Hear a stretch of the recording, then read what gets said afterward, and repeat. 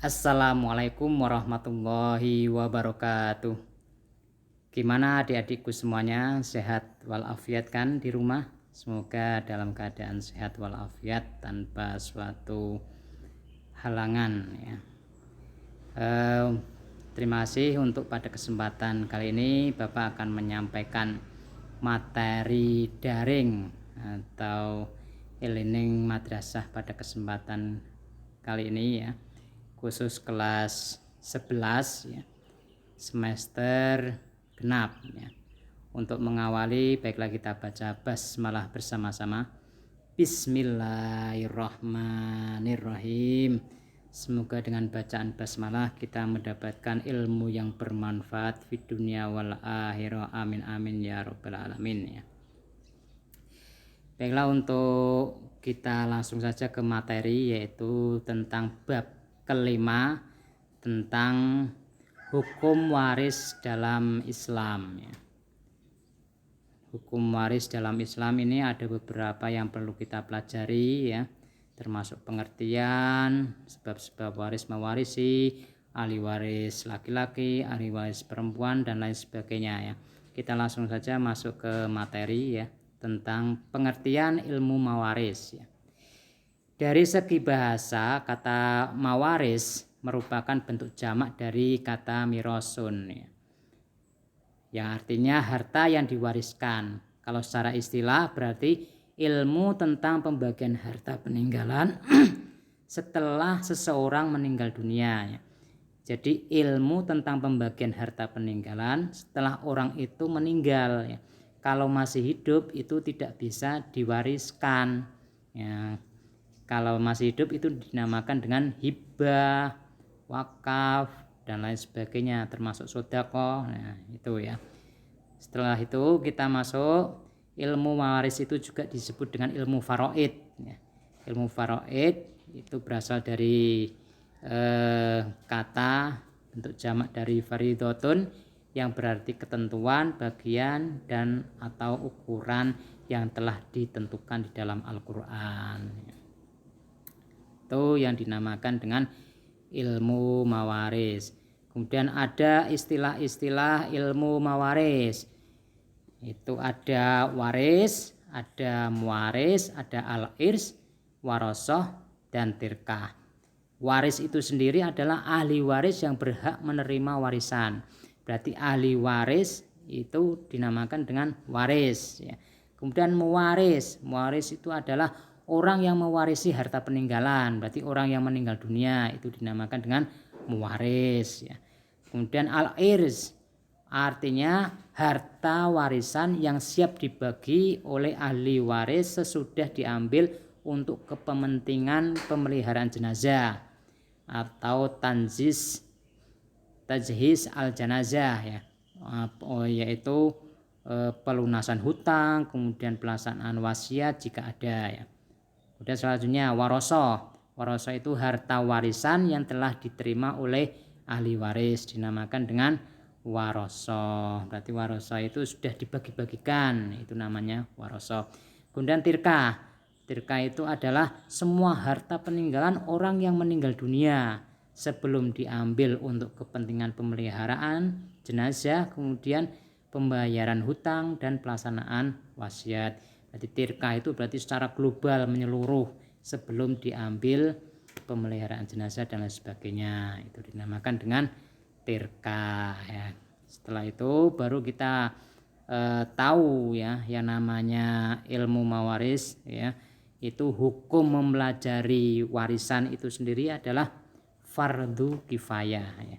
Fardu kifayah itu kalau sudah ada yang melaksanakan, yang lainnya gugur kewajibannya, itu fardu kifayah. Kita lanjut, hukum membagi warisan. Hukum membagi harta warisan, Rasulullah Shallallahu Alaihi Wasallam memerintahkan agar kita membagi harta warisan sesuai dengan sabdanya ya. Aqsamul mala baina ahlil faraidi ala kitabillah, riwayat Muslim wa Abu Dawud. Bagilah harta warisan antara ahli waris menurut kitab Allah, yaitu Al-Quranul Karim. Hadis riwayat Bukhari, Hadis riwayat Muslim dan Abu Daud ya. Terus selanjutnya ya,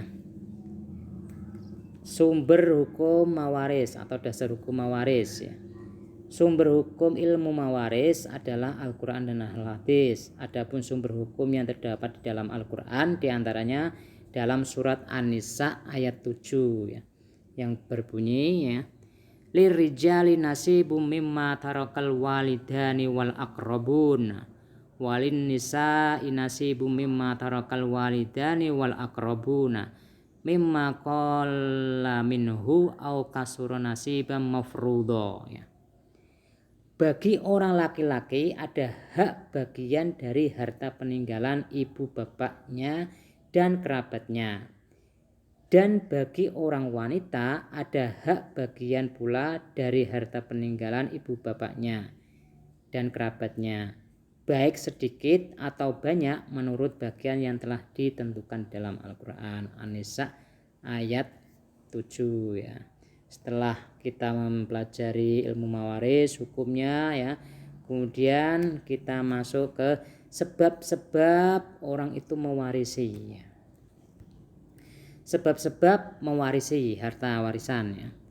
Menurut Islam sebab-sebab mewarisi itu ada 4 macam, yaitu yang pertama sebab nasab atau hubungan keluarga, yang kedua sebab pernikahan yang sah, yang ketiga sebab wala atau sebab jalan memerdekakan budak. Kalau saat ini mungkin sudah tidak ada lagi ya. Kemudian yang keempat sebab kesamaan agama ya. Kesamaan agama itu sama-sama Islamnya, berarti dia bisa mewarisi. Kalau sebab nasab itu hubungan keluarga, anak-anaknya, kemudian bapak-bapak, bapak, kakek, buyut dan lain sebagainya ke atas, anak-anaknya ke bawah sampai cucu dan lain sebagainya sampai ke bawah ya. Kemudian saudara-saudaranya ke samping ya, ke samping kanan ataupun ke samping kiri ya. Itu dapat kalau ada ketentuannya yang sudah ditentukan dalam Al-Qur'an ya. Kemudian halangan waris mewarisi. Kenapa kok orang tidak bisa mewarisi hartanya? Itu ada sebab-sebabnya ya. Yang pertama ya, sebab membunuh atau pembunuh ya. Orang itu membunuh ya. Kemudian yang kedua, sebab budak ya. Kalau saat ini mungkin sudah tidak ada lagi ya. Kemudian yang ketiga, sebab orang itu murtad. Murtad itu keluar dari agama Islam ya. Kemudian yang keempat, sebab perbedaan agama ya. Makanya ya, kalau beda agama ya tidak bisa mewarisi. Kalau Islam ya mewarisi orang Islam ya. Kalau Kristen sudah tidak bisa mewarisi orang Islam. Sebaliknya orang Islam tidak bisa mewarisi orang Kristen ya. Itu ya untuk sebab-sebab waris mewarisi. Selanjutnya kita masuk ahli waris laki-laki. Untuk ahli waris laki-laki ya, itu ada 15 ahli waris semuanya ya. Semua ahli waris laki-laki itu ada 15. Yang pertama ahli waris ayah ya. Yang kedua ahli waris kakek dari ayah. Yang ketiga anak laki-laki. Yang keempat cucu laki-laki dari anak laki-laki. Yang kelima saudara laki-laki sekandung. Yang keenam anak laki-laki saudara laki-laki sekandung. Yang ketujuh saudara laki-laki seayah. Yang kedelapan anak laki-laki saudara laki-laki seayah. Yang kesembilan saudara laki-laki seibu. Kemudian yang ke-10 paman dari ayah sekandung. Yang ke-11 anak laki-laki paman dari ayah sekandung. Yang ke-12 paman dari ayah seayah. Yang ke-13 anak laki-laki paman seayah. Yang ke-14 suami. Yang ke-15 orang yang memerdekakan budak ya. Dari 15 itu ya, dari 15 ahli waris yang ada semua, seumpama ada semua ya, itu yang mendapatkan hanya 3 orang yang mendapatkan ahli waris. Seumpama ahli waris laki-laki itu ada semuanya, berarti yang mendapatkan cuma 3 ya. Siapa aja? Yang pertama adalah ayah ya. Yang kedua anak laki-laki. Yang ketiga suami. Jadi dari 15 itu yang mendapatkan cuma 3 itu ya. Itu untuk ahli waris laki-laki. Kemudian kita masuk ke ahli waris perempuan. Sedangkan ahli waris perempuan itu ada 10 orang ya. Yang pertama ibu, yang kedua nenek dari pihak ayah, yang ketiga nenek dari pihak ibu, yang keempat anak perempuan, yang kelima cucu perempuan dari garis laki-laki, yang keenam saudara perempuan sekandung, yang ketujuh saudara perempuan seayah, yang kedelapan saudara perempuan seibu, yang kesembilan istri, yang kesepuluh orang perempuan yang memerdekakan budak ya. Itu ahli waris perempuan, semuanya ada 10. Sedangkan semuanya seumpama ada ahli waris 10 orang itu ya, yang mendapatkan hanya 5 orang yang mendapatkan. Yang pertama ibu, yang kedua anak perempuan, yang ketiga cucu perempuan dari garis laki-laki, yang keempat saudara perempuan sekandung, yang kelima adalah istri. Itu yang mendapatkan kalau ahli waris perempuan itu ada semuanya ya. Nah, sampai di sini ya sudah paham kan? Kalau sudah paham baru kita masuk ke masalah asobah ya. Masalah asobah kita mungkin sedikit tahu ya, sedikit sudah pernah dengar ya, yang namanya asobah. Asobah itu apa ya? Asobah menurut bahasa adalah bentuk jamak dari asib ya, asib ya, artinya mengikat, menguatkan hubungan nasab. Berarti asobah itu lebih dekat ya. Kemudian menurut syara adalah ahli waris yang mendapatkan bagian di luar ketentuan zawil furuj. Zawil furuj itu ya semua tadi ahli waris laki-laki dan perempuan semuanya ya.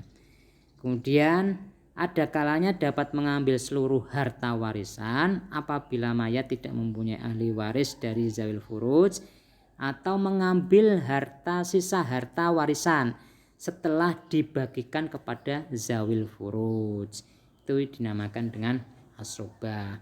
Asobah itu sisa harta ya. Sisa harta itu bisa dia dapatnya banyak, bisa sedikit, bisa juga tidak mendapatkan ya. Itu dinamakan dengan asobah, tergantung zawil furujnya ya. Terus sampai di sini asobah ya. Kita ada tugas untuk adik-adikku semuanya ya. Masalah asobah ini ya. Ini yang perlu adik-adik ketahui ya. Tugas individu ya. Tugas individu saya Bapak minta tolong kepada adik-adik untuk bisa mencari definisi maupun macam-macam, kemudian contoh ahli waris asobah dan lain sebagainya ya. Silakan tandai kartu dengan nomor dan jawabannya masing-masing ya. Ini yang nomor 1, nomor 2, nomor 3 ini dikerjakan semuanya ya. Tulis nomor dan jawabannya ya. Nomor 1 sama contoh misal asobah binafsi itu apa ya, kemudian misalnya contohnya apa, siapa saja yang mendapatkan ahli waris asobah binafsi dan lain sebagainya. Sama yang kedua, 3 yang kedua maupun yang ketiga sama ya. Tuh ya, termasuk ini ya. Nah, tolong nanti bisa dikerjakan di buku catatan ya. Di buku catatan, kemudian kalau sudah dikerjakan, difoto, dikirimkan ke WA Pak Imron. Itu Itu sudah paham ya? Ini tugasnya ya tadi ya, tugas individu, ini bukan kelompok ya. Saya ulangi lagi ya. Ini bukan tugas kelompok, tapi individu. Individu ya. Jadi semuanya harus mengerjakan. Dari pengertian asobah binafsi ya. Kemudian yang kedua ahli waris yang mendapatkan asobah binafsi. Kemudian bagian masing-masing ahli waris asobah binafsi. Tidak usah didiskusikan, langsung saja hasilnya ditulis di buku tulis masing-masing ya. Kalau belum jelas bisa ditanyakan ke Pak Imron. Itu ya yang bisa saya sampaikan. Kita akhiri dengan bacaan hamdalah bersama-sama. Alhamdulillahirabbil alamin. Kurang lebihnya mohon maaf dan terima kasih. Wallahu muwaffiq ila aqwamit thoriq. Wassalamualaikum warahmatullahi wabarakatuh. Selamat mengerjakan.